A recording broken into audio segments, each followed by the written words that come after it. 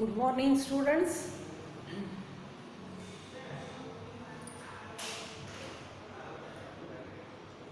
ನಮ್ಮ ಲಾಸ್ಟ್ ಎರಡು ಕ್ಲಾಸಿಂದ ನಾವೊಂದು ವಿಷಯವನ್ನು ಡಿಸ್ಕಷನ್ ಮಾಡ್ಲಿಕ್ಕತ್ತೀವಿ. ಅದೇನಂದ್ರೆ ಆಕ್ಟಿವಿಟೀಸ್ ಆಫ್ ದ ಬಿಸ್ನೆಸ್.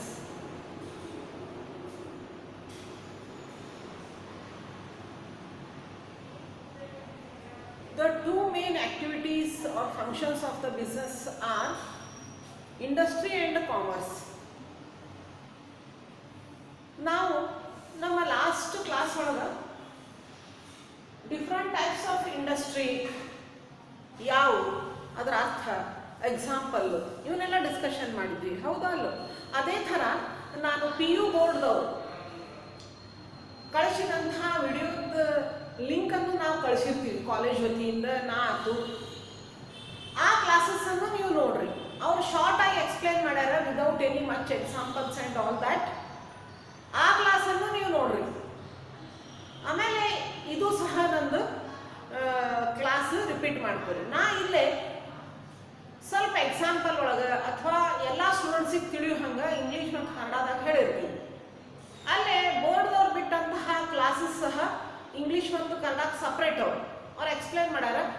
ನೀವು ಎರಡೂ ಕ್ಲಾಸ್ ಕೇಳ್ಬೋದು. ಫಸ್ಟ್ ಟೈಮ್ ಯಾರು ಇಂಗ್ಲೀಷ್ ಮೀಡಿಯಮ್ ಬಂದಿರ್ತೀರಿ, ತಿಳಿಲಿಲ್ಲ ಅಂದ್ರೆ ಕನ್ನಡ ಕ್ಲಾಸಸ್ದು ಕಳಿಸಿರ್ತದ ಲಿಂಕ್, ಅವನು ಸಹ ನೀವು ಕೇಳ್ಬೋದು. ಓಕೆ, ಸೊ ಅಲ್ಲೂ ಸಹ ಇದೇ ಹೇಳಲಿಕ್ಕತ್ತಾರ, ಏನಂದ್ರೆ ಆಕ್ಟಿವಿಟೀಸ್ ಆಫ್ ದ ಬಿಸ್ನೆಸ್ ಒಳಗೆ industry, different types of industry.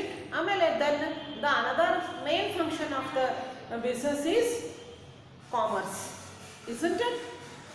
ವ್ಯವಹಾರದ ಎರಡು ಪ್ರಮುಖ ಚಟುವಟಿಕೆಗಳು ಯಾವುವು? ಎಕ್ಸಾಮ್ದಾಗ ಕೇಳ್ತಾರೆ 1 ಮಾರ್ಕ್ಸ್ ಒಳಗೆ. ಪ್ರಮುಖ ಚಟುವಟಿಕೆಗಳು ಅಂತ ಕೇಳಿರ್ತಾರೆ ಅಥವಾ ಮುಖ್ಯ ಚಟುವಟಿಕೆಗಳು ಅಂತ ಕೇಳಿರ್ತಾರೆ.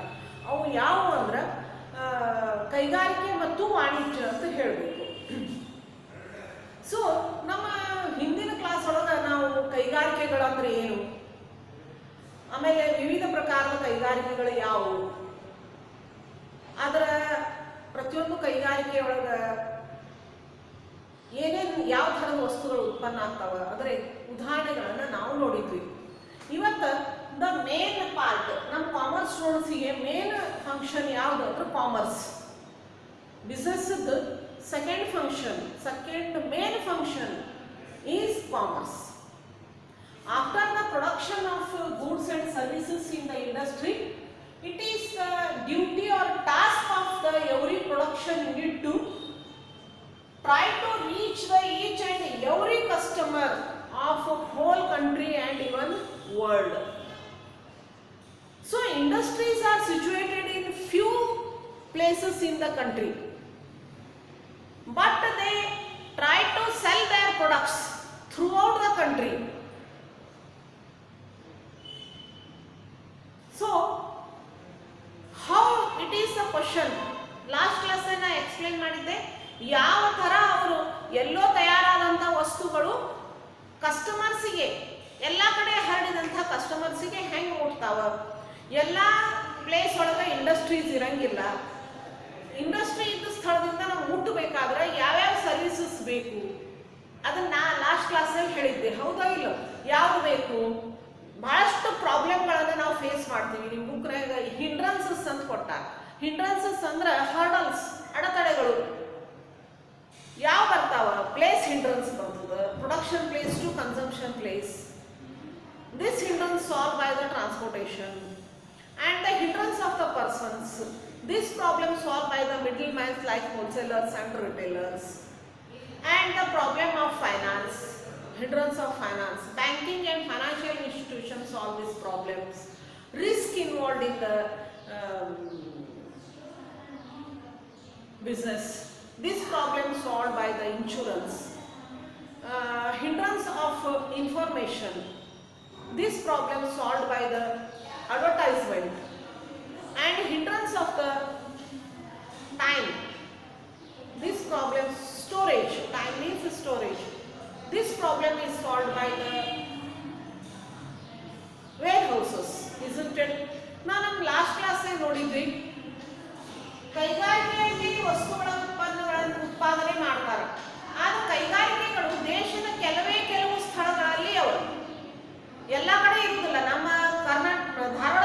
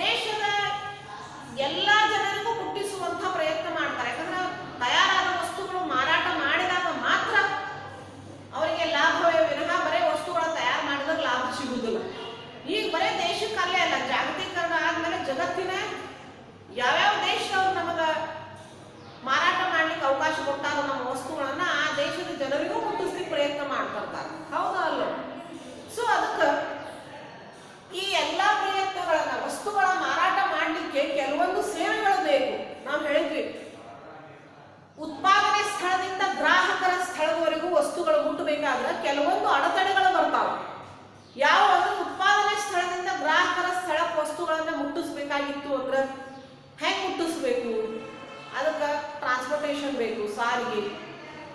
ಆಮೇಲೆ ವಸ್ತುಗಳು ಉತ್ಪಾದನೆ ಮಾಡಿದ ಮೇಲೆ ಗ್ರಾಹಕರು ಕೊಂಡುಕೊಳ್ಳುವ ತನಕ ಅದು ಕೆಡದಂತೆ ಇಡಬೇಕು. ಇದನ್ನ ನಾವು ಉಗ್ರಾಣಗಳ ಸಹಾಯದಿಂದ ನಾವು ಸ್ಟೋರ್ ಮಾಡಬಹುದು. ಆಮೇಲೆ ವಸ್ತುಗಳ ಉತ್ಪಾದನೆಯಾಗಿ ಗ್ರಾಹಕರವರೆಗೆ ಬರುವಾಗ ನಷ್ಟ ಆಗುವಂತಹ ಭಯ ಹೆಚ್ಚಿರುತ್ತದೆ. ಆಕ್ಸಿಡೆಂಟ್ ಬೆಂಕಿ ಅಪಘಾತಗಳಿರಬಹುದು. ಈ ತರ ಅಪಾಯಗಳನ್ನ ಅಥವಾ ನಷ್ಟಗಳನ್ನ ತುಂಬಿಕೊಡ್ಲಿಕ್ಕೆ ವಿಮಾ ಕಂಪನಿಯವರು ಸಹಾಯ ಮಾಡ್ತಾರೆ. ಅದಲ್ಲದೆ ವ್ಯವಹಾರದ ಚಟುವಟಿಕೆಗಳಿಗೆ ಹಣಕಾಸು ಬೇಕು. ಇದನ್ನ ಹಣಕಾಸು ಸಂಸ್ಥೆಗಳು ಮತ್ತು ಬ್ಯಾಂಕ್ಗಳು ಕೊಡ್ತಾರೆ. ಆಮೇಲೆ ಎಲ್ಲೋ ಇದ್ದಂತಹ ವಸ್ತುಗಳು ಉತ್ಪಾದನೆ ಆದಂಥದ್ದು ಈ ವಸ್ತುಗಳು ಅವ ಅಂತ ಹೇಳಿ ಗ್ರಾಹಕರಿಗೆ ತಿಳಿಸ್ಲಿಕ್ಕೆ, ಮಾಹಿತಿ ಕೊಡ್ಲಿಕ್ಕೆ, ಅಂದ್ರೆ ನಾವು ತಯಾರಿಸಿದಂತಹ ಸರಕು ಸೇವೆಗಳ ಬಗ್ಗೆ ಮಾಹಿತಿ ಗ್ರಾಹಕರಿಗೆ ಸಿಕ್ಕಾಗ ಮಾತ್ರ ಅವ್ರು ಕೊಂಡ್ಕೋತಾರೆ. ಮಾಹಿತಿ ಅಂದ್ರೇನು, ಅದರ ಉಪಯೋಗ ನಿಮಗೆ ಯಾವ ಥರ ಆಗ್ತದೆ ಅಂತ ಹೇಳಿ ನಾವು ಮನವರಿಕೆ ಮಾಡಿಕೊಟ್ಟಾಗ ಗ್ರಾಹಕರನ್ನು ಕೊಂಡುಕೊಳ್ತಾರೆ. ಈ ತರದ ಮಾಹಿತಿಯನ್ನು ಕೊಡ್ಲಿಕ್ಕೆ ನಮಗೆ ಜಾಹೀರಾತಿನ ಕಂಪನಿಗಳು ಸಹಾಯ ಮಾಡ್ತಾವೆ. ಸೊ ಕಾಮರ್ಸ್, ಅದಕ್ಕೆ ಕಾಮರ್ಸ್ ಏನಂದ್ರೆ ಕೈಗಾರಿಕೆಯಲ್ಲಿ ತಯಾರಾದಂತಹ ವಸ್ತುಗಳನ್ನು ಗ್ರಾಹಕರಿಗೆ ಮಾರಾಟ ಮಾಡಲು ಸಹಾಯ ಮಾಡ್ತೀವಿ. ಗ್ರಾಹಕರಿಗೆ ಮಾರಾಟ ಮಾಡಲಿಕ್ಕೆ ಸಹಾಯ ಮಾಡ್ತದೆ. ಯಾತರ ಸಹಾಯ ಮಾಡ್ತದೆ ಅಂದ್ರೆ, ಒಂದು ವಾಣಿಜ್ಯ ಒಳಗ ವಸ್ತುಗಳ ಮಾರಾಟ ಆಗ್ತಾವ. ಇನ್ನೊಂದು ಈ ಮಾರಾಟ ಸರಿಯಾಗಿ ನಡಿಬೇಕು, ಸುಗಮವಾಗಿ, ಯಾವುದೇ ತೊಂದರೆ ಇಲ್ಲ. ಇವು ಯಾವ್ಯಾವ ತೊಂದರೆ ಬರ್ತಾವ, ಅಡಚಣೆಗಳು ಬರ್ತಾವ ಅಂತ ಹೇಳಿದ್ದೆ ನಾವು. ಅದಕ್ಕೆ ಸ್ಥಳದ ತೊಂದರೆ ಅಂತಾರ, ವ್ಯಕ್ತಿಗಳ ತೊಂದರೆ ಅಂತಾರ, ನಷ್ಟ ಭಯದ ತೊಂದರೆ ಅಂತಾರ, ಹಣಕಾಸಿನ ತೊಂದರೆ ಅಂತಾರ, ಮಾಹಿತಿ ತೊಂದರೆ ಅಂತ ನಿಮ್ಮ ಬುಕ್ನೇ ಕೊಡ್ತಾರೆ. ಈ ತೊಂದರೆಗಳನ್ನ ನಿವಾರಿಸಲಿಕ್ಕೆ ವಾಣಿಜ್ಯ ಕೆಲವೊಂದು ಸೇವೆಗಳನ್ನ ಒದಗಿಸ್ತದೆ. ಅವೇ ಸೇವೆಗಳು ಸಾರಿಗೆ, ಹಣಕಾಸು ಸಂಸ್ಥೆಗಳು ಮತ್ತು ಬ್ಯಾಂಕಿಂಗ್, ಉಗ್ರಾಣಗಳು, ವಿಮೆ, ಆಮೇಲೆ ಜಾಹೀರಾತುಗಳು. ಈ ಸೇವೆಗಳನ್ನು ಒದಗಿಸಿ ಮಾರಾಟವನ್ನು ಸುಗಮವಾಗಿ ಮಾಡ್ತದೆ. ಅದಕ್ಕೆ ವಾಣಿಜ್ಯ ಅಂತ ಕರಿತೀವಿ ನಾವು. ಸೊ ವಾಣಿಜ್ಯ ವಿದ್ಯಾರ್ಥಿಗಳಿಗೆ ವಾಣಿಜ್ಯದ ಅರ್ಥ ಬರಬೇಕು. ಅದಕ್ಕೆ ನಾವು ಏನು ಕಲಿತೀವಪ್ಪ ಕಾಮರ್ಸಾಗ, ಕಾಮರ್ಸ್ ಅಂದ್ರೆ ಏನು ಅದನ್ನ ಫಸ್ಟ್ ಇದ್ರೊಳಗೆ ಶಾರ್ಟ್ ಆಗಿ ಹೇಳಾರ. ನೀವು ಹೆಂಗೆ ಕಾಮರ್ಸ್ ಮುಂದೆ ಸಬ್ಜೆಕ್ಟ್ ಕಲಿತಾ ಹೋಗ್ತೀರೋ ಇವೇ ವಿಷಯಗಳನ್ನು ಕಲಿತಾ ಹೋಗ್ತೀರಿ. So first commerce includes 2 activities. First one is trade, another one is auxiliaries to trade. ಎರಡು ಅಥವಾ aids to trade.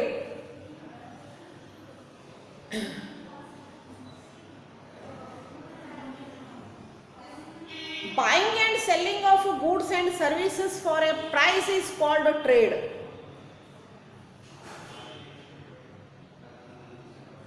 But there are a lot of activities that are required to facilitate the purchase and sale of goods. These services are called auxiliaries to trade or aids to trades. Therefore, commerce include both buying and selling of goods and services, that is trade, as well as the auxiliary trade such as transport, banking and etc. So commerce means trade and all those activities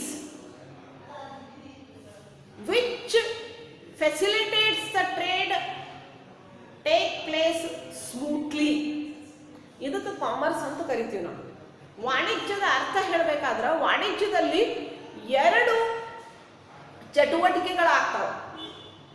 ಒಂದು ವ್ಯಾಪಾರ, ಎರಡನೇದು ವ್ಯಾಪಾರದ ಪೂರಕ ಸೇವೆಗಳು. ಇವೆರಡನ್ನ ಕೂಡಿಸಿ commerce ಅಂತ ಕರಿತೀವಿ ನಾವು. ಅದಕ್ಕೆ ವಾಣಿಜ್ಯ ಅಂತ ಕರಿತೀವಿ. ವಾಣಿಜ್ಯ ಅಂದ್ರೆ ವ್ಯಾಪಾರ. ಈ ವ್ಯಾಪಾರ ಸುಗಮವಾಗಿ ನಡೆಯಲು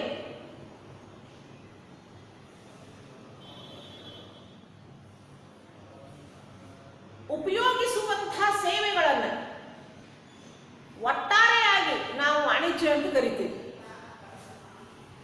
ಇಲ್ಲೇ ವಾಣಿಜ್ಯ ಅಂದ್ರೆ ವ್ಯಾಪಾರ ಮತ್ತು ವ್ಯಾಪಾರ ಸುಗಮವಾಗಿ ನಡೆಯಲು ಬೇಕಾಗುವಂತಹ ಸೇವೆಗಳನ್ನು ಒಟ್ಟಾರೆಯಾಗಿ ಅಂದ್ರೆ ಈ ವ್ಯಾಪಾರ ಮತ್ತು ಸೇವೆಗಳನ್ನು ಕೂಡಿಸಿ ನಾವೇನಂತ ಕರಿತೀವಿ, ವಾಣಿಜ್ಯ ಅಂತ ಕರಿತೀವಿ. ವಾಣಿಜ್ಯ ಒಳಗೆ ನಾವು ಓದುವರಿಗೆ ವ್ಯಾಪಾರ ಮಾಡುವುದು ಮತ್ತು ವ್ಯಾಪಾರದ ಪೂರಕ ಸೇವೆಗಳು. ಯಾಕೆ ವ್ಯಾಪಾರದ ಪೂರಕ ಸೇವೆಗಳಂದ್ರೆ ಈ ವ್ಯಾಪಾರ ಸುಗಮವಾಗಿ ನಡಿಬೇಕು. ಗ್ರಾಹಕರಿಗೆ ನಮಗೆ ಗೊತ್ತೇ ಆಗುದಿಲ್ಲ. ನೀವು ದೀಪಾವಳಿಗೆ ಎಲ್ಲರೂ ಶಾಪಿಂಗ್ ಮಾಡಿರಿ, ವಿಚಾರ ಮಾಡಿರಿ, ನಾವು ತಗೊಳ್ಳುವಂಥ ವಸ್ತುಗಳು ನಮ್ಗೆ ಹೆಂಗದ, ನಮ್ಮ ಮೆಂಟಾಲಿಟಿ, ನಮ್ಮ ಹತ್ರ ಹಣ ಇತ್ತು ಅಂದ್ರೆ ನನಗೆ ಬೇಕಾದಂಥ ವಸ್ತು ನಾ ಹೋದ್ರೆ ಅಂಗಡಿಯನ್ನು ತೆಗೆದು ಕೊಡಬೇಕು. ಸೊ ವಿಚಾರ ಮಾಡ್ರಿ, ಇವೆಲ್ಲ ಧಾರವಾಡದಾಗ ತಯಾರಾಗ್ಯಾವೇನು? ಇಲ್ಲ. ಅಥವಾ ನೀವು ಹೇಳಿದ ಮೇಲೆ ತಯಾರು ಮಾಡಿ ಕೊಟ್ಟಾರೇನು? ಇಲ್ಲ, ಮೊದಲೇ ತಯಾರಾಗ್ಯಾವ. ಮೊದಲೇ ತಯಾರಾಗ್ಯಾವ ಅಂತ ತಿಳ್ಕೊಂಡು ನೀವು ತಗೊಳ್ಳುವಾಗ ಭಾಳ ದಿವಸ ಆತ್ರಿ ತಯಾರಾಗಿ ಸ್ವಲ್ಪ ಡ್ಯಾಮೇಜ್ ಆಗಿ ತಗೋರಿ ಅಂದ್ರೆ ತಗೋತೀರೇನು? ನೋ. ಆಮೇಲೆ ನೀವು ಆ ವಸ್ತುಗಳನ್ನ ಖರೀದಿ ಮಾಡುವಾಗ ಅವ್ರು ಮೊದಲೇ ಉತ್ಪಾದನೆ ಮಾಡಿಟ್ಟಿರ್ತಾರೆ. With the help of transportation ಅವನ್ನೆಲ್ಲ ನಿಮ್ಮ ತನಕ ತಂದಿರ್ತಾರೆ. ಇದಕ್ಕೆ ಹಣಕಾಸು ಬೇಕು. ಯಾರು ಕೊಡ್ತಾರೆ? Banking and insurance. ಹೌದಾ ಅಲ್ಲೋ? ಇವೆಲ್ಲ ಸರ್ವಿಸಸ್ ಅನ್ನ, ಇವೆಲ್ಲ ಸರ್ವಿಸ್ ಸೇವೆಗಳು ಏನು ಮಾಡ್ತಾವ? ಸಹಾಯ ಮಾಡ್ತಾವೆ. ಎದಕ್ಕಂದ್ರೆ ಗ್ರಾಹಕರಿಗೆ ವಸ್ತುಗಳನ್ನ ಮಾರಾಟ ಸರಳಾಗಿ ಯಾವುದೇ ಅಡೆತಡೆ ಇಲ್ಲದೇ ಮಾರಾಟ ಮಾಡಲಿಕ್ಕೆ ಇವು ಸಹಾಯ ಮಾಡ್ತಾವೆ. ನಾವು ಆರಾಮಾಗಿ ನಮ್ಗೆ ಬೇಕಾದಂಥ ವಸ್ತುಗಳನ್ನ ತಗೊಂಡು ಬಂದು ಬಿಡ್ತೀವಿ. ಆದ್ರೆ ವಿಚಾರ ಮಾಡ್ರಿ, ಈ ವಸ್ತುಗಳು ನಮ್ಮ ತನ ಹೆಂಗೆ ಬಂದು, ಯಾರು ಉತ್ಪಾದನೆ ಮಾಡಿದ್ರು, ಯಾವಾಗ ಮಾಡಿದ್ರು, ಉತ್ಪಾದನೆ ಮಾಡಿದ ಸ್ಥಳದಿಂದ ನಮ್ಮ ತನ ಹೆಂಗೆ ಬಂದು ಮುಟ್ಟಿಸಿದ್ರು, ನಾವಿದನ್ನು ಖರೀದಿ ಮಾಡಬೇಕಾದ್ರೆ ನಮಗೆ ಇದರ ಇನ್ಫಾರ್ಮೇಶನ್ ಎಲ್ಲಿ ಸಿಕ್ತು, ಈ ಎಲ್ಲ ವಿಷಯಗಳನ್ನ ನೀವು ವಿಚಾರ ಮಾಡಿದಾಗ ಗೊತ್ತಾಗ್ತದೆ. ಒಂದು ವಸ್ತುವನ್ನು ನಮಗೆ ನಾವು ಖರೀದಿ ಮಾಡುವ ಸ್ಥಳದಲ್ಲಿ ತರಬೇಕಾದ್ರೆ ಇಷ್ಟೆಲ್ಲ ಸರ್ವಿಸಸ್ ಅದರೊಳಗಿರ್ತಾವೆ. ಆ ಸರ್ವಿಸಸ್ಗಳ ಸಹಾಯದಿಂದ ವಸ್ತುಗಳು ನಮ್ಮ ತನೂ ಬಂದು ಮುಟ್ಟಿರ್ತಾವೆ. ಹೌದಾ ಅಲ್ಲ? ಸೊ ಅದಕ್ಕೆ commerce means trade and auxiliaries to trade or all those activities those facilitates the trade take place smoothly. ವ್ಯಾಪಾರ ಮತ್ತು ವ್ಯಾಪಾರದ ಪೂರಕ ಸೇವೆಗಳನ್ನು ನಾವು ಒಟ್ಟಾರೆಯಾಗಿ ವಾಣಿಜ್ಯ ಅಂತ ಕರಿತೀವಿ. ಸೊ ಫಸ್ಟಿಗೆ ನಾವು commerce first activity is trade. What is trade? Trade means buying and selling of goods and services for a price is called trade. ವ್ಯಾಪಾರ, ವಾಣಿಜ್ಯದ ಮೊದಲನೆಯ ಚಟುವಟಿಕೆ ವ್ಯಾಪಾರ. ವ್ಯಾಪಾರ ಅಂದ್ರೆ ಏನು? ಒಂದು ನಿರ್ದಿಷ್ಟವಾದ ಬೆಲೆಗೆ ಸರಕು ಮತ್ತು ಸೇವೆಗಳನ್ನು ಮಾರುವುದು ಮತ್ತು ಕೊಳ್ಳುವುದು. ಒಂದು ಸರಕು ಸೇವೆಗಳನ್ನು ನಾವು ಮಾರುವುದು ಕೊಳ್ಳುವುದು ಮಾಡಬೇಕಾದ್ರೆ ಒಂದು ನಿರ್ದಿಷ್ಟವಾದ ಬೆಲೆ ಅದಕ್ಕೆ ಇರಲೇಬೇಕು, ಅದನ್ನು ಬರಿಬೇಕು ಕಾಮರ್ಸ್ ಸ್ಟೂಡೆಂಟ್ಸ್. ಸೊ ಅದಕ್ಕೆ ನಾವು ವ್ಯಾಪಾರ ಅಂತ ಕರಿತೀವಿ. ನಾವೆಲ್ಲರೂ ವ್ಯಾಪಾರ ಮಾಡ್ತೀವಿ. ಏನಂದ್ರೆ ಸರಕು ಸೇವೆಗಳನ್ನು ಮಾರುವವರು ಒಬ್ರು ಇರ್ತಾರೆ, ಕೊಳ್ಳುವವರು ಒಬ್ರು ಇರ್ತಾರೆ. ಮಾರುವವರು ಕೊಳ್ಳುವವರಿಗೆ ವಸ್ತುಗಳನ್ನು ಕೊಟ್ಟರು, ಕೊಳ್ಳುವವರು ಅದಕ್ಕೆ ಬದಲಾಗಿ ಅದರ ಬೆಲೆಯನ್ನು ಕೊಡ್ತಾರೆ, ಹಣ. ಹೌದಾ ಅಲ್ಲ? ಹಣದ ರೂಪದ ಅದರ ಬೆಲೆಯನ್ನು, ಅದರ ಮೌಲ್ಯವನ್ನು ನಾವು ಅವರಿಗೆ ಕೊಡ್ತೀವಿ. ಅದಕ್ಕೆ ಇನ್ನೂ ಆಮೇಲೆ ಲಕ್ಷ ಕೊಡ್ರಿ. ಎಕ್ಸಾಮ್ದ 1 ಮಾರ್ಕ್ಸ್ ಕ್ವಶನ್ ಕೇಳ್ತಾರೆ, what is trade? Trade means buying and selling of goods and services for a price. ಎಕ್ಸಾಮ್ದಾಗ 1 ಮಾರ್ಕ್ಸ್ ಕ್ವಶನ್ ಇರ್ತದೆ, ವ್ಯಾಪಾರ ಎಂದರೆ ಏನು? ವ್ಯಾಪಾರ ಬೇರೆ, ವ್ಯವಹಾರ ಬೇರೆ. ವ್ಯವಹಾರದ ಒಂದು ಸಣ್ಣ ಭಾಗ ವ್ಯಾಪಾರ. ವ್ಯವಹಾರದ ವ್ಯಾಪ್ತಿ ಬಹಳಷ್ಟು ದೊಡ್ಡದು, ಅದರೊಳಗಿನ ಒಂದು ಸಣ್ಣ ಕೆಲಸ ವ್ಯಾಪಾರ. ಸೊ ಅದಕ್ಕೆ ವ್ಯಾಪಾರದ ಅರ್ಥ ಬರಿಬೇಕಾದ್ರೆ ವ್ಯಾಪಾರ ಎಂದರೆ ಏನು ಅಂದಾಗ ವ್ಯವಹಾರದ ಅರ್ಥ ಬರಿಬಾರ್ದು. ವ್ಯಾಪಾರ ಅಂದ್ರೆ ನಿರ್ದಿಷ್ಟವಾದ ಬೆಲೆಗೆ ಸರಕು ಸೇವೆಗಳ ಮಾರಾಟ ಹಾಗೂ ಕೊಳ್ಳುವಿಕೆಯನ್ನು ನಾವು ವ್ಯಾಪಾರ ಅಂತ ಕರಿತೀವಿ. ಇಲ್ಲೇ ವಸ್ತುಗಳ ನಮ್ಮಲ್ಲಿ ವಿನಿಮಯ ಆಗ್ತದೆ. ಮಾರುವ ವಸ್ತುಗಳನ್ನು ಕೊಡ್ತಾನೆ, ಕೊಳ್ಳುವವ ಅದರ ಬದಲಾಗಿ ಅದರ ಮೌಲ್ಯವನ್ನು ಹಣದ ರೂಪದಲ್ಲಿ ಪಾವತಿ ಮಾಡ್ತಾನೆ. ಅದಕ್ಕೆ ವ್ಯಾಪಾರ ಅಂತ ಕರಿತೀವಿ. ವ್ಯಾಪಾರ ಒಳಗೆ 2 ಪಾರ್ಟ್ಸ್ ಆಗಿ ಡಿವೈಡ್ ಮಾಡ್ಯಾರ. 2 types of trade. First one internal trade. There are 2 types of trade. First one internal trade, another one external trade.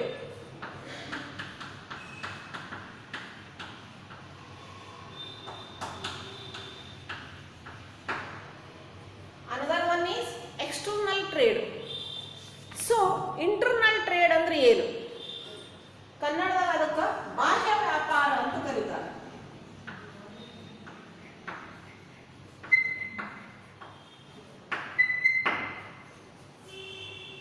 Trade ಅಂದ್ರೆ ಮಾರುವುದು ಕೊಳ್ಳುವುದು ಅಂತ ಆಯ್ತು. Trade means buying and selling of goods and services. Trade is divided into 2 types. Internal trade. Then what is the meaning of internal trade? Trade within the boundaries of a particular country is called internal trade. ಆಂತರಿಕ ವ್ಯಾಪಾರ, ಆಂತರಿಕ, internal. ಎದರ internal? Particular country. ಆಂತರಿಕ. ಎದರ ಆಂತರಿಕ ಅಂದ್ರೆ ಒಳಗಡೆ. ಎದರ ಒಳಗಡೆ? ಒಂದು ದೇಶದ ಒಳಗಡೆ ಅನ್ನುವಂಥ ಅರ್ಥ ಬರಿಬೇಕಾದ್ರೆ ಶಬ್ದದ ಅರ್ಥ ಮಾಡ್ಕೋಬೇಕು. ಅಂದಾಗ ನಾವು ಅದನ್ನ ಆನ್ಸರ್ ಬರೆಯುವುದು ಅಥವಾ ನೆನಪಿಟ್ಟುಕೊಳ್ಳೋದು ಈಸಿ. ನಿಮ್ಗೆ ಶಬ್ದನೇ ಅರ್ಥ ಆಗಲಿಲ್ಲ, ಏನು ಕೇಳ್ಯಾರಂತ ಗೊತ್ತೇ ಆಗಲಿಲ್ಲ ಅಂದ್ರೆ ಆನ್ಸರ್ ನೆನಪು ಉಳಿಯಂಗಿಲ್ಲ. ಅದಕ್ಕೆ ಇಂಟರ್ನಲ್ ಟ್ರೇಡ್ ಎದರ ಇಂಟರ್ನಲ್? ಒಂದು ಕಂಟ್ರಿಯ ಇಂಟರ್ನಲ್.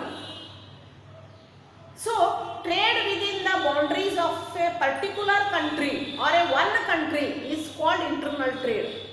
ಆಂತರಿಕ ವ್ಯಾಪಾರ ಅಂದ್ರೆ ಏನು? ಒಂದು ದೇಶದ ಚೌಕಟ್ಟಿನ ಒಳಗಡೆಯೇ ನಡೆಯುವಂತಹ ವ್ಯಾಪಾರಕ್ಕೆ ನಾವೇನಂತ ಕರಿತೀವಿ? ಆಂತರಿಕ ವ್ಯಾಪಾರ ಅಂತ ಕರಿತೀವಿ. ಇದು ಒಂದು ದೇಶದ ಒಳಗಡೆ ನಡೆಯುವಂಥದ್ದು. ಈಗ ಸಪೋಸ್ ತಿಳ್ಕೊರಿ ಭಾರತ ದೇಶದ, ಈ ಭಾರತ ದೇಶದ ಒಳಗಡೆ ನಡೆಯುವಂತಹ ಇಲ್ಲಿಯೇ ವ್ಯಾಪಾರಸ್ಥರು ಸರಕು ಸೇವೆಗಳನ್ನು ಮಾರುವುದಕ್ಕೆ ನಾವೇನಂತ ಕರಿತೀವಿ? ಆಂತರಿಕ ವ್ಯಾಪಾರ ಅಂತ ಕರಿತೀವಿ ನಾವು. ಇದು ಒಂದು ದೇಶದ ಒಳಗಡೆನೆ ಒಂದು ದೇಶದ ಜನರ ವ್ಯಾಪಾರಸ್ಥರ ಜೊತೆನೇ ನಡೀತೀವಿ. ಮಾರುವವರು ಇದೇ ದೇಶದವರು, ಕೊಳ್ಳುವವರು ಇದೇ ದೇಶದವರು. ಅದಕ್ಕಾಗಿ ನಾವೇನಂತ ಕರಿತೀವಿ? ಆಂತರಿಕ ವ್ಯಾಪಾರ ಅಂತ ಕರಿತೀವಿ ನಾವು. ಗೊತ್ತಾಯ್ತು? ಮೊದಲೇಕ ಟ್ರೇಡ್ ಅಂದ್ರೆ ಏನು? Buying and selling of goods and services for a price is called trade. There are two types of trade, internal trade and external trade. The meaning of the internal trade is buying and selling of goods and services within a country is called internal trade, or trade within the particular country is called internal trade. ತಿಳಿತು?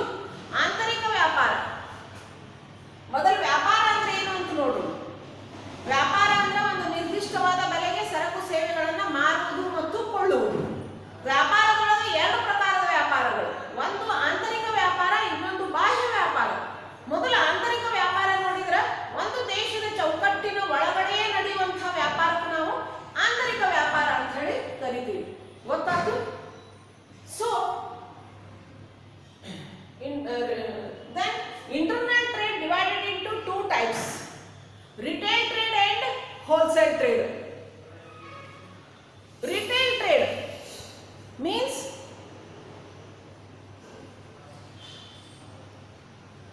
ಅದಕ್ಕಿಂತ ಮೊದಲ wholesale trade ಅಂದ್ರೆ ಏನು ಹೇಳ್ತೀನಿ ಅಂದ್ರೆ ನಿಮಗೆ ಅದರದ್ದು correct retail trader ಆಗಿ ಗೊತ್ತಾಗ್ತದೆ.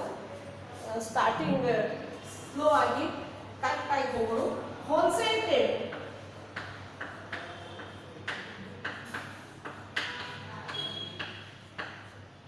ಅಥವಾ ಸಗಟು ವ್ಯಾಪಾರ. ಆಮೇಲೆ ರಿಟೇಲ್ ಟ್ರೇಡ್,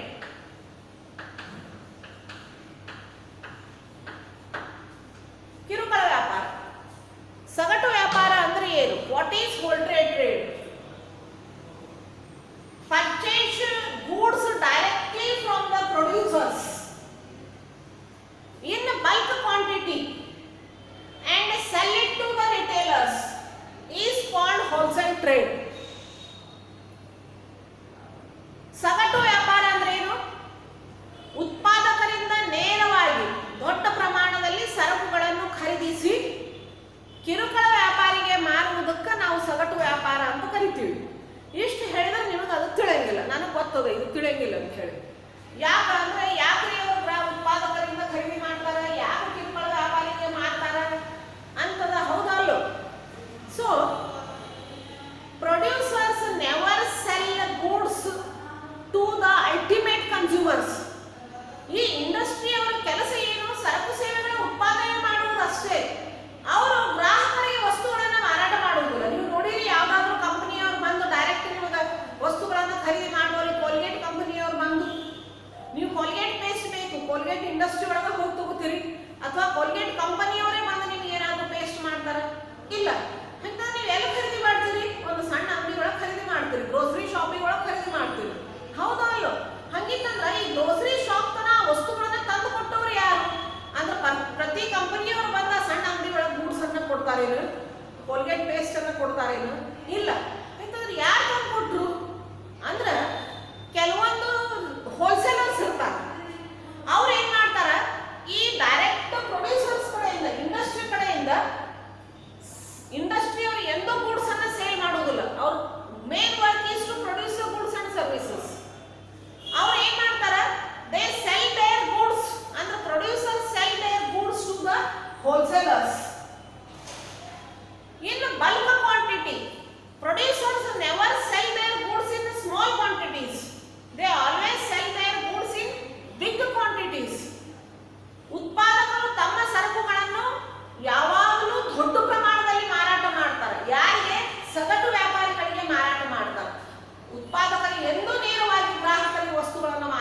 ಕೊಡುವುದಿಲ್ಲ. ಅವ್ರು ಯಾರ ಸಹಾಯದಿಂದ ಗ್ರಾಹಕರನ್ನ ತಲುಪ್ತಾರಂದ್ರೆ ಈ ಸಗಟು ವ್ಯಾಪಾರಿಗಳು ಮತ್ತು ಕಿರುಕುಳ ವ್ಯಾಪಾರಿಗಳ ಮೂಲಕ ತಲುಪ್ತಾರೆ. ಇವರು ಮಧ್ಯವರ್ತಿಗಳು. They are act as a middle man between the producers and the consumers. ಎಕ್ಸಾಮ್ದಾಗ ಇದನ್ನ ಕೇಳ್ತಾರೆ question. Who are the middle mans between the wholesale producers and the consumers? ಯಾರವರು? Wholesalers and retailers. ಸೊ ಅದಕ್ಕೆ it is the main function of the wholesaler is to purchase goods from the producers in bulk quantity. ಇದು trade ಅದೇ, ಬರೀ purchase ಆದ್ರೂ ನಡೆಯಂಗಿಲ್ಲ, ಬಾಯ್ ಆದ್ರೂ ನಡೆಯಂಗಿಲ್ಲ, cell ಆಗಬೇಕು. ಅಂತಂದ್ರೆ ಇವ್ರು ಯಾರಿಗೆ ಮಾರಾಟ ಮಾಡ್ತಾರ? They sell goods to the retailers, not directly to the consumers. ಸಗಟು ವ್ಯಾಪಾರಿಗಳು ಉತ್ಪಾದಕರಿಂದ ದೊಡ್ಡ ಪ್ರಮಾಣದಲ್ಲಿ ಸರಕುಗಳನ್ನು ಖರೀದಿ ಮಾಡ್ತಾರೆ. ಅಲ್ಲಿ ಟ್ರೇಡ್ ಅಂತ ಹೇಳಿವಿ, ಖರೀದಿ ಆದ್ಮೇಲೆ ಮಾರಾಟ ಆಗ್ಲೇಬೇಕು. ಅಂತಂದ್ರೆ ಅವ್ರು ಖರೀದಿಸಿದಂತ ವಸ್ತುಗಳನ್ನ ಹೋಲ್ಸೇಲರ್ಸ್ ಎದಕ್ಕೆ ಖರೀದಿ ಮಾಡ್ತಾರಪ್ಪ? ದೊಡ್ಡ ಪ್ರಮಾಣದಲ್ಲಿ ಖರೀದಿ ಮಾಡಿದ್ರು ತಮ್ಮ ಹತ್ರ ಇಟ್ಕೊಂಡ್ಬಿಟ್ಟು ಅವ್ರಿಗೆ ಲಾಭ ಬರ್ತದ? ಇಲ್ಲ, ತಾವು ಖರೀದಿ ಮಾಡಿದ್ದನ್ನ ಮಾರಾಟ ಮಾಡಬೇಕು. ಅಲ್ಲಿ ಟ್ರೇಡ್ ಅಂತ ವರ್ಡ್ ಅದ. ಖರೀದಿ ಮತ್ತು ಮಾರಾಟ ಎರಡೂ ಆಗ್ಬೇಕು. ಅವ್ರು ಖರೀದಿಸಿದ್ರು ಉತ್ಪಾದಕರಿಂದ, ಹೌದಲ್ಲ? ಮತ್ತೆ ಮಾರಾಟ ಮಾಡಬೇಕು. ಯಾರಿಗೆ ಮಾಡ್ತಾರೆ? ನೀವು ಎಂತಾದ್ರೂ ಹೋಲ್ಸೇಲರ್ಸ್ ಕಡೆಯಿಂದ ಸಾಮಾನು ತಗೊಂಡಿರೇನು? ಇಲ್ಲ, ನಾವು ನೋಡಿರೋದೇ ಎಷ್ಟೋ wholesalers. Some food grain wholesalers ನೋಡಿರ್ತೀವಿ ಅಷ್ಟೇ. ಖರೀದಿ ಮಾಡಿದಂತಹ ವಸ್ತುಗಳನ್ನ ಹೋಲ್ಸೇಲರ್ಸ್ ಯಾರಿಗೆ ಮಾರಾಟ ಮಾಡ್ತಾರೆ? ಕಿರುಕುಳ ವ್ಯಾಪಾರಿಗಳಿಗೆ ಮಾಡ್ತಾರೆ, ಅಥವಾ ಚಿಲ್ಲರೆ ವ್ಯಾಪಾರಿಗಳು.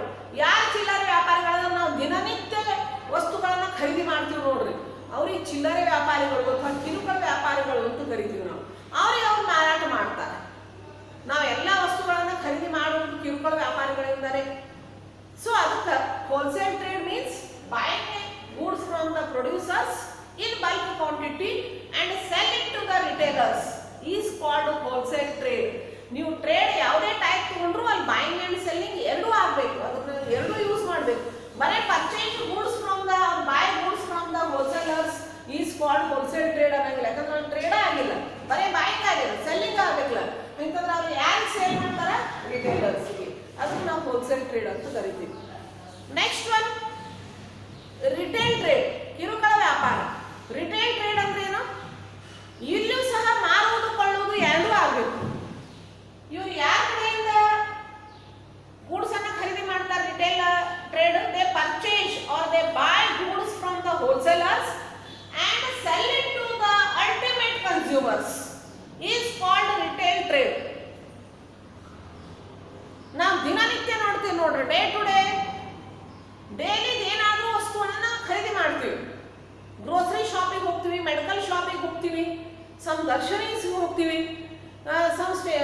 ಬೇರೆ ಬೇರೆ ಅಂಗಡಿ ಕ್ಲಾತ್ ಶಾಪಿಗೆ ಹೋಗ್ತೀವಿ, ಬೇರೆ ಬೇರೆ ಮೊಬೈಲ್ ಶಾಪಿಗೆ ಹೋಗ್ತೀವಿ. ಇವು ಎಲ್ಲವೂ ರಿಟೇಲ್ ಟ್ರೇಡ್. ರಿಟೇಲರ್ಸ್ ಇವರೆಲ್ಲರೂ ಯಾರು ಪ್ರೊಡ್ಯೂಸರ್ಸ್ ಅಲ್ಲ, ಯಾರು ಹೋಲ್ಸೇಲರ್ಸ್ ಅಲ್ಲ. ಇವರು ಗ್ರಾಹಕರಿಗೆ ನೇರವಾಗಿ ವಸ್ತುಗಳನ್ನ ಮಾರಾಟ ಮಾಡ್ತಾರೆ. They sell the goods directly to the ultimate consumers.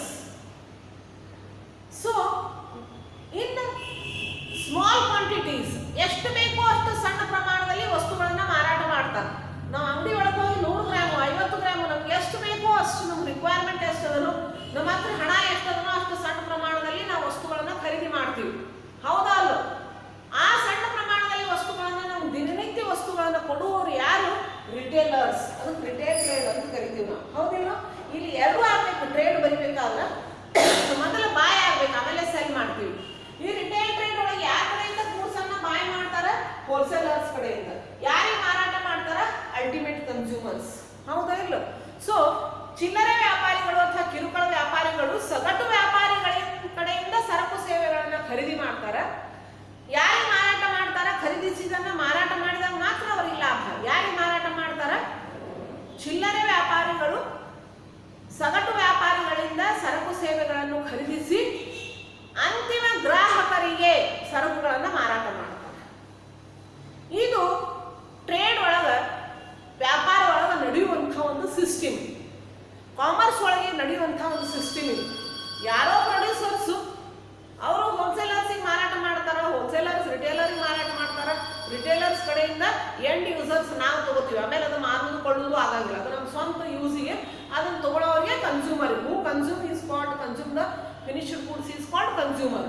ಅದನ್ನ ನಾವು ಫರ್ದರ್ ಪ್ರೊಡಕ್ಷನ್ಗೆ ಆಗಲಿ ಮಾರಾಟಕ್ಕಾಗಲಿ ನಾವು ತಗೊಳಂಗಿಲ್ಲ, ನಾವು ಉಪಯೋಗಕ್ಕೆ ಅದನ್ನು ತಗೋತೀವಿ, ಹೌದಾ ಅಲ್ಲ? ಸೊ ಅದಕ್ಕೆ ಟ್ರೇಡ್ ಒಳಗೆ 2 types, internal trade and external trade.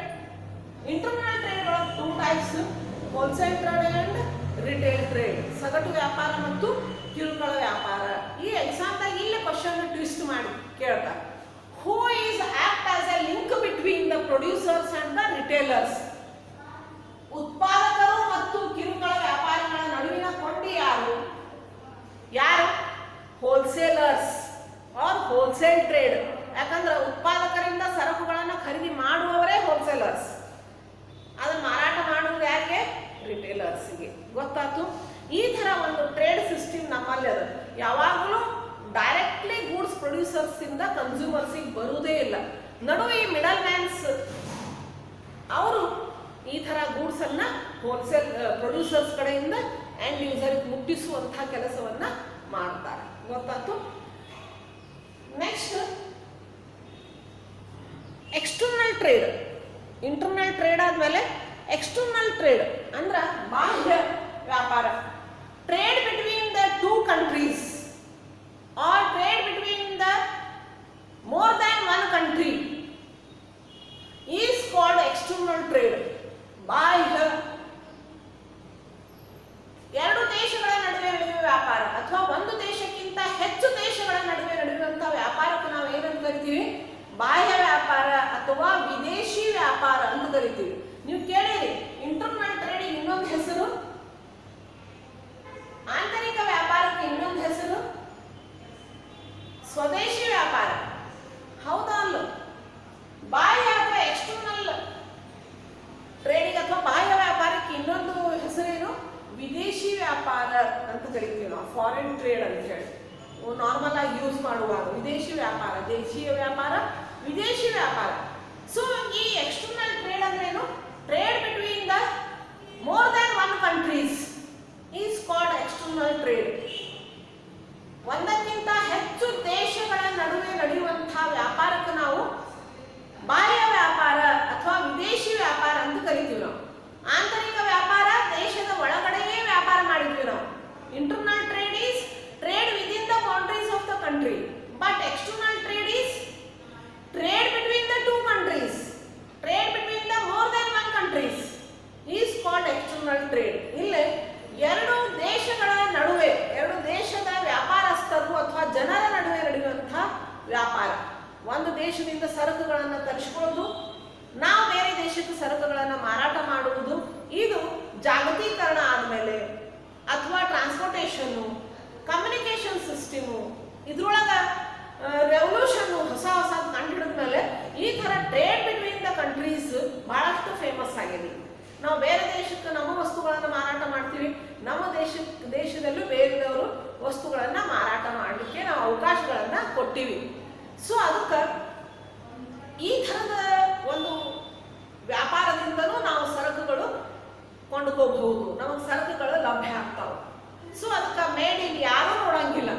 ಸರಕುಗಳನ್ನು ಕೊಂಡುಕೋಬೇಕಾದ್ರೆ ಆದಷ್ಟು ನಮ್ಮ ದೇಶದಲ್ಲಿ ತಯಾರಾದಂಥ ವಸ್ತುಗಳನ್ನು ತಗೋಬೇಕು, ಅಂದಾಗ ಮಾತ್ರ ನಮ್ಮ ಹಣ ನಮ್ಮ ದೇಶಕ್ಕೆ ಉಳಿತು. ಈಗ ನಾವು ಯಾರು ನೋಡುದಿಲ್ಲ, ಎಷ್ಟು ಜನ ನೋಡ್ತೀರಿ? ಎಷ್ಟೋ ಜನ ಅದ್ರದ್ದು ಎಕ್ಸ್ಪೈರಿ ಡೇಟ್ ನೋಡಂಗಿಲ್ಲ. ರೊಕ್ಕ ಕೊಟ್ಟೆ 5 ರೂಪಾಯಿ ಚಿಪ್ಸ್, 10 ರೂಪಾಯಿ ಚಿಪ್ಸಿಗೆ ಏನು ಎಕ್ಸ್ಪೈರಿ ಡೇಟ್ ನೋಡುತ್ತೆ ಅಂತಾರೆ. ನಿಮ್ಮ ಹೆಲ್ತಿಗೆ ಹಾಳಾಗ್ತದೆ. ಮೆಡಿಸಿನ್ ನಾನು ನೋಡೀನಿ, ಮೆಡಿಕಲ್ ಶಾಪ್ ಒಳಗೆ ಹೋದಾಗ ಎಜುಕೇಟೆಡ್ ಸ್ಟೂಡೆಂಟ್ಸ್ ಬಂದಿರ್ತಾರೆ, ಜನರು ಬಂದಿರ್ತಾರೆ, ಮೆಡಿಸಿನ್ ತೊಗೊಂಡು ಪಾಕೆಟ್ನಾಗ ಹಾಕೊಂಡು ಹೋಗೋದಂತೆ ಬಿಲ್ ಎಷ್ಟಾಗಿದೆ ಅಂತ ಕೊಟ್ಟು ಯಾರು ಅದ್ರ ಮ್ಯಾಲಿಂದು ಮ್ಯಾನುಫ್ಯಾಕ್ಚರ್ ಡೇಟ್, ಎಕ್ಸ್ಪೈರಿ ಡೇಟ್ ನೋಡಂಗಿಲ್ಲ. ನೋಡಿ ತಗೋಬೇಕು. ಅದ್ರ ಜೊತೆಗೆ ಮೇಡ್ ಇನ್ ಅಂತ ಬರಿಬೇಕು ಅಂತ ರೂಲ್ಸ್ ಅದ. ಈ ಮೇಡ್ ಇನ್ ಚೈನಾ ಅಂತ ಪ್ರಾಡಕ್ಟ್ಸ್ ಅನ್ನ ನಾವು ಅಪೋಸ್ ಮಾಡೋಣ. ಅವ್ರು ಮೇಡ್ ಇನ್ ಚೈನಾ ಅಂತ ಬರೆಯುವುದಿಲ್ಲ, ಬಹಳಷ್ಟು ಶಾಣೆ ಅವರು. ಪೀಪಲ್ ಆಫ್ ರಿಪಬ್ಲಿಕ್ ಚೈನಾ ಅಂತ ಬರೀತಾರೆ, PRC, ಮೇಡ್ ಇನ್ PRC. ಜನರಿಗೆ ಗೊತ್ತಾಗಿಲ್ಲ PRC ಅಂದ್ರೆ ಏನಂತ. ಪೀಪಲ್ ಆಫ್ ರಿಪಬ್ಲಿಕ್ ಚೈನಾ, ಆದಷ್ಟು ಅದನ್ನು ಬ್ಯಾನ್ ಮಾಡ್ರಿ. ಚೀನಾ ಪ್ರಾಡಕ್ಟ್ಸ್ ಅನ್ನು ಖರೀದಿ ಮಾಡಿದ್ವಿ ಅಂದ್ರೆ ಚೀನಾಗೆ ನಾವು ಅಷ್ಟು ರೊಕ್ಕ ಕೊಡ್ಲಿಕ್ಕೆ ಶುರು ಮಾಡಿದ್ವಿ ಅಂತ ಅರ್ಥ. ನಮ್ಮ ದೇಶದ ವಸ್ತುಗಳನ್ನು ತಗೋರಿ. ಚೀನಾದವ್ರು ಎಲ್ಲಿ ತನಕ ಬಂದಾರಂದ್ರೆ 2 ರೂಪಾಯಿ ಫ್ಲಾಗ್ಸ್ ಮಾರ್ತಾರ. ಈ ಪ್ಲಾಸ್ಟಿಕ್ ಫ್ಲಾಗ್ ಎಲ್ಲ ಮೇಡ್ ಇನ್ ಚೈನಾ. ನಾವು ಆಮೇಲೆ ಪಣತಿ ಸಹ ಬಿಟ್ಟಿಲ್ಲ. ಪಣತಿ, ಕ್ಯಾಂಡಲ್, ದೀಪಾವಳಿ ಮುಂದೆ ಈ ಆಕಾಶ ಬುಟ್ಟಿ ಹಾರಿಸ್ತಾರ ನೋಡ್ರಿ, ಆಕಾಶ ಬುಟ್ಟಿ ಮಾರ್ತಾರ, ಅವು ಸಹ ಮೇಡ್ ಇನ್ ಚೈನಾ. ಅದಷ್ಟು ನೋಡಿ ತಗೋರಿ. ನಮ್ಮ ದೇಶದ್ದು ಮೋದಿ ಅವ್ರು ಹೇಳ್ದಂಗೆ ಲೋಕಲ್ ಫಾರ್ ಲೋಕಲ್. ಸೊ ಆ ಥರ ಮಾಡಬೇಕು. ಸೊ ಅದಕ್ಕೆ ಎಕ್ಸ್ಟರ್ನಲ್ ಟ್ರೇಡ್ ಅಂದ್ರೆ trade between more than one country is called external trade. ಬಾಹ್ಯ ವ್ಯಾಪಾರ ಅಂದ್ರೆ ಕೆಲವೊಂದು ಹುಡುಗರು ಬರೆದಿರ್ತಾರೆ, ಓದಿರಂಗಿಲ್ಲ, ಶಬ್ದ ನೋಡಿ ಬರೆಯೋದು. ಏನಂದ್ರೆ ಬಾಹ್ಯ ಅಂದ್ರೆ ಹೊರಗೆ ನಡೆಯೋದು. ಒಂದು ದೇಶದ ಹೊರಗಡೆ ನಡೆಯುವಂಥ ವ್ಯಾಪಾರಕ್ಕೆ ಬಾಹ್ಯ ವ್ಯಾಪಾರ. ಏನು ಹೊರಗಡೆ? ಎಲ್ಲಿ ದೇಶದ ಹೊರಗಡೆ? ನೋ, ಹಂಗಲ್ಲ. ಎರಡು ದೇಶಗಳ ನಡುವೆ ಅಂತಾರೆ ಬರಿಬೇಕು, ಇಲ್ಲ ಒಂದು ದೇಶಕ್ಕಿಂತ ಹೆಚ್ಚು ದೇಶಗಳ ನಡುವೆ ನಡೆಯುವಂತಹ ವ್ಯಾಪಾರ ಅಂತ ಬರಿಬೇಕೇ ವಿನಃ ದೇಶದ ಹೊರಗಡೆ ನಡೆಯುವಂತಹ ವ್ಯಾಪಾರಕ್ಕೆ ಬಾಹ್ಯ ವ್ಯಾಪಾರ ಅಂತ ಬರೆದ್ರೆ ಏನು ಮಾರ್ಕ್ಸ್ ಕೊಡಂಗಿಲ್ಲ. Okay. So next external trade ಒಳಗೆ ನಾವು 3 ಟೈಪ್ಸ್ ಹೇಳ್ಬೋದು. ಒಂದು ಇಂಪೋರ್ಟ್, ಎಕ್ಸ್ಪೋರ್ಟ್ ಆ್ಯಂಡ್ ಇಂಟರ್ಪೋರ್ಟ್. ಆಮದು, ರಫ್ತು ಮತ್ತು ಪುನರ್ ರಫ್ತು. ಆಮದು ಇಂಪೋರ್ಟ್ ಅಂದ್ರೆ ಏನು? ನಾವು ಈ ಇಂಟರ್ನಲ್ ಟ್ರೇಡ್ ಒಳಗೆ buying and selling word use ಮಾಡ್ತೀವಿ. ಬಾಯಿಂಗ್ ಅಂದ್ರೆ ಖರೀದಿ ಮಾಡೋದು, ಸೆಲ್ಲಿಂಗ್ ಅಂದ್ರೆ ಮಾರಾಟ ಮಾಡೋದು. Isn't it? ಅದೇ ಥರ ಈ ಎಕ್ಸ್ಟರ್ನಲ್ ಟ್ರೇಡ್ ಒಳಗೆ ಇಂಪೋರ್ಟ್ ಅಂತ ಎಕ್ಸ್ಪೋರ್ಟ್ ಅಂತ ಯೂಸ್ ಮಾಡ್ತಾರೆ. ಇಂಪೋರ್ಟ್ ಅಂದ್ರೆ ಖರೀದಿ ಮಾಡೋದು, ಎಕ್ಸ್ಪೋರ್ಟ್ ಅಂದ್ರೆ ಮಾರಾಟ ಮಾಡೋದು. ಇವ ಎರಡು ಶಬ್ದ ಬೇರೆ ಏನೂ ಅಲ್ಲ, ಹುಡುಗರು ಕನ್ಫ್ಯೂಸ್ ಮಾಡ್ಕೋತಾರೆ. ಇಂಪೋರ್ಟ್ ಅಂದ್ರೆ ಆಮದು ಅಂದ್ರೆ ಬೇರೆ ದೇಶದಿಂದ ಸರಕುಗಳನ್ನ ಖರೀದಿಸುವುದು. ಎಕ್ಸ್ಪೋರ್ಟ್ ಅಥವಾ ರಫ್ತು ಅಂದ್ರೆ ಬೇರೆ ದೇಶಕ್ಕೆ ನಮ್ಮ ವಸ್ತುಗಳನ್ನ ಮಾರಾಟ ಮಾಡೋದು. ಇಷ್ಟೇ. ಬಾಯಿಂಗ್ ಆ್ಯಂಡ್ ಸೆಲ್ಲಿಂಗ್ ವರ್ಡ್ ಅನ್ನೇ ಇಂಪೋರ್ಟ್, ಎಕ್ಸ್ಪೋರ್ಟ್ ಅಂತ ಹೇಳಿ ಯೂಸ್ ಮಾಡ್ಯಾರ ಎಕ್ಸ್ಟರ್ನಲ್ ಟ್ರೇಡ್ ಒಳಗೆ. ಸೊ ಅದಕ್ಕೆ import means purchased goods from another country is called import. Export means selling goods to the another country is called export. ಬೇರೆ ದೇಶದಿಂದ ವಸ್ತುಗಳನ್ನ ಅಥವಾ ಸರಕು ಸೇವೆಗಳನ್ನ ಖರೀದಿಸುವುದಕ್ಕೆ ಆಮದು ಅಂತ ಕರಿತೀವಿ. ಬೇರೆ ದೇಶಗಳಿಗೆ ಸರಕು ಸೇವೆಗಳನ್ನ ಮಾರಾಟ ಮಾಡೋದಕ್ಕೆ ರಫ್ತು ಅಂತ ಕರಿತೀವಿ. ಇಲ್ಲೂ ಬಾಯಿಂಗ್ ಆ್ಯಂಡ್ ಸೆಲ್ಲಿಂಗ್ ಇದು. ಅವರು instead of buying and selling they use the word import and export in external trade. Okay. Next one entrepot trade. ಇದು ಹೊಸದಾಗಿ ನೀವು ಆಮದು ರಫ್ತು ಕಲ್ತೀರಿ ಸ್ಕೂಲ್ನಾಗ. ಇದು ಇಂಟರ್ಪೋರ್ಟ್ ಹೊಸದು ಬಂದ. ಇದು ಏನು ಅಂದ್ರೆ purchase goods from one country, sell it to the another country is called entrepot trade. ಯಾಕೆ ಹಿಂಗೆ ಮಾಡ್ತಾರಂದ್ರೆ ನಾವು ನಮ್ಮ ದೇಶವನ್ನ ಎಕ್ಸ್ಟರ್ನಲ್ ಟ್ರೇಡಿಗೆ ಓಪನ್ ಮಾಡ್ತೀವಿ ನಾವು ಫಾರಿನರ್ಸಿಗೆ. ಎಂಥವ್ರಿಗೆ? Those who are friends to us. ನಮ್ಮ ಮಿತ್ರ ರಾಷ್ಟ್ರಗಳಿಗೆ ಅಥವಾ ಒಂದು ಸಂಘಟನೆಯಲ್ಲೇ ಇದ್ದಂಥ ರಾಷ್ಟ್ರಗಳಿಗೆ ನಮ್ಮ ದೇಶದ ಮಾರುಕಟ್ಟೆಯನ್ನು ಓಪನ್ ಮಾಡ್ತೀವಿ. ಅಲ್ಲಿ ಅವ್ರ ಗೂಡ್ಸ್ ಮಾರಾಟ ಮಾಡ್ಬೋದು ನಮ್ಮ ದೇಶದವ್ರು. ಆದ್ರೆ ಕೆಲವೊಂದು ರಾಷ್ಟ್ರಗಳು ಯಾವ ಥರ ಇರ್ತಾವಂದ್ರೆ ಕೆಲವೊಂದು ರಾಷ್ಟ್ರಗಳಿಗೆ ಅವು ಮಿತ್ರ ರಾಷ್ಟ್ರಗಳಿರ್ತಾವೆ, ಕೆಲವೊಂದು ಶತ್ರುಗಳು ಇರ್ತಾವೆ.